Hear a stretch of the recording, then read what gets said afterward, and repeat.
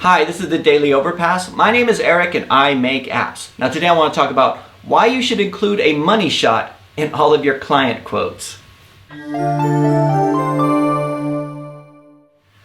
Okay, so yesterday I talked about our designers. So we have, like, on our team of 6 people, we have 2 full-time designers, which might seem like a bit excessive, and sometimes I even think maybe we have too many designers, right? But they're really useful. They're probably the most, they're definitely crucial to the company.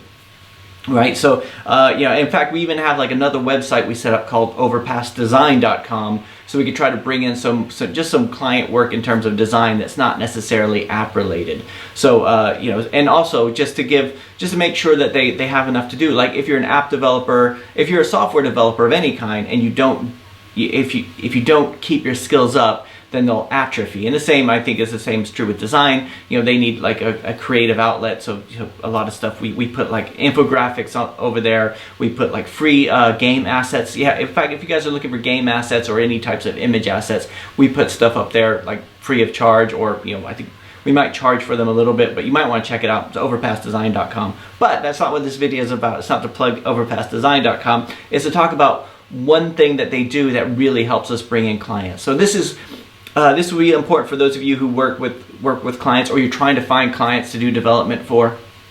This is something we started doing that really works well. So once we get a client, once we reach out, sometimes we'll reach out with design work. Depends on how big the client is and if it's worth the effort. Other times we just we'll have a quick conversation and we'll do a quote for a client. So and that quote could be the estimate or the proposal, whatever you want to call it.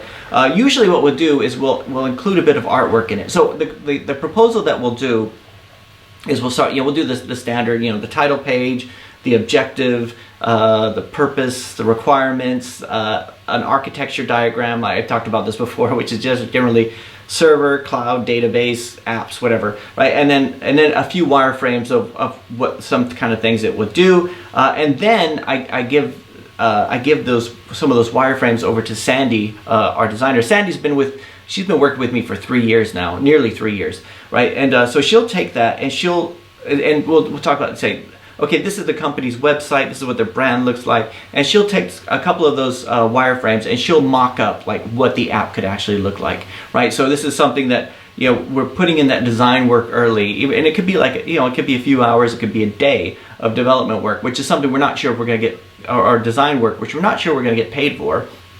But once they see that, then it helps. So they'll read down the document, and a lot of times they just jump to the end, to be honest with you. But so they'll say title, purpose, architecture, wireframes. And then they'll see that design page, and I used to call it the money shot. Sometimes I call it the money shot because but then I think that's a porn term, right? I was thinking about maybe I should stop calling it that. I think, but it's the one that's the one that gets us a job usually. So then they see those designs, and then they'll see the price at the bottom. So if they skip down to the bottom and see the price, their eye will be caught on that. And the reason we do that designer mock-up as opposed to just wireframes is because that helps them see what the app can look like. That it's almost like showing them, imagine this is the app that you can have, and also to show the design skills. Right, and the reason we do this, it goes back to a job I used to have. Right, so I was, if you don't know, I was in the Army. I joined the Army out of high school. I was in from age 18 to 22. I was a soldier, right? And when I got out of the Army, I ended up working like 3 part-time jobs and going to school. So I was going to Leeward Community College in Hawaii. Right, my wife was still in the service. So and when I got out, everybody said, "Oh, so you just make your wife work for you?" And I had this complex about the fact that I was getting out and I wasn't going to have a job, right, after working so hard in the Army, because they really work you, right? And so I got out, and then I worked in the mornings. I worked at Sears, in the stockroom at a Sears in Pearl City. I had another job selling photo mugs on weekends, which was actually a pretty good job, right? And then in the evenings I worked as a runner at Waikiki Beach, a photo runner. So back in those days, this is before digital cameras, this was like 1994, right? And there was so what would happen is you'd go to Waikiki, the big vacation spot, and people would go there and they'd go to all the nice restaurants, Benihana's, I can't remember the names of all of them, but there were like, you know, loads of nice restaurants. You go out, you dress up, you go out, right? When you go in there, there's a photographer who would just take your picture, right? You take your picture as a couple. They don't say, would you like your picture taken? They just snap your picture, so it makes you feel like you're rich and famous and everything like that, right? My job back then, because I was, you know, it was like a few hours a night, was I would take the film canisters from the photographers and run them back to the lab and pick up the pictures that have already been developed and take them back to the different photographers. So there was like a lab, like a photo studio in there. But the photographer, what they would do is they take the pictures of all the people sitting together, right? And then it would come back at the end of the meal and say, so somebody in the lab was developing all the photos, 8x10 photos, putting them on the envelopes that said Waikiki on the front, right? And they would, so I would drop off the film, pick up a stack for another restaurant, run that to another photographer, right? And then they would go back to the table and say, would you like to buy this picture for $10, right? So they would sell these pictures for $10. Who knows what it costs today? This was ages ago, right? So they would show them to them, and people very often would buy them. I mean, a lot of times they would say no, and we would, so the other part of the process was take the unsold photos back to the lab. Somebody would just take them out of the folders, chuck them in the bin, and then reuse those folders. And it was just sort of this process, this assembly line.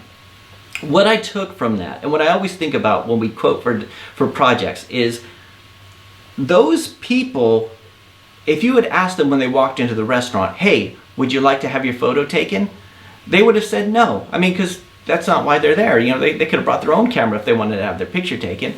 But if you just take their picture, it's kind of fun, whatever, and then when they bring it back to them, what they're showing them, it's not a picture of the beach, it's not a picture of something else, it's not a postcard. They're showing them a picture of themselves. They're saying, this is the picture you can have hanging up on the wall to tell everybody about your holiday. This is the picture, right? And and there was quite a big markup on it because that was we were throwing a lot of them away. But the people were they would have said no in the beginning, but once they see the product, they think, what do you think, honey? That's really a nice picture of you. That's really a nice picture of us. And then they would buy it. So they would sell these kind of things, and that was a whole profit thing. It was like a well-oiled machine. I'm sure it's better now with digital photos or whatever. The same as if you go on a roller coaster, they take your picture whether you like it or not. And part of the event now is you can't help but stop and look at your picture as you're walking out. Hey, look at you, you're doing that. And if it's really good, you'll buy it, right? But if they'd asked you at the beginning, would you like to have your picture taken on this roller coaster? You'd say, no, I'm fine, thanks. This is what we do when we do quotes, right? And sometimes we'll do it in prospecting too, right? If you show them something like, this is what you could have. This is the dream. I want you to think about a year from now, or actually not a year. I want you to think a few months from now when this app is developed, this is what people would see on the market. This is the way your brand would be spread. This is all about you, and I want to put that in their head, right? If you quote for clients, I highly recommend you do this.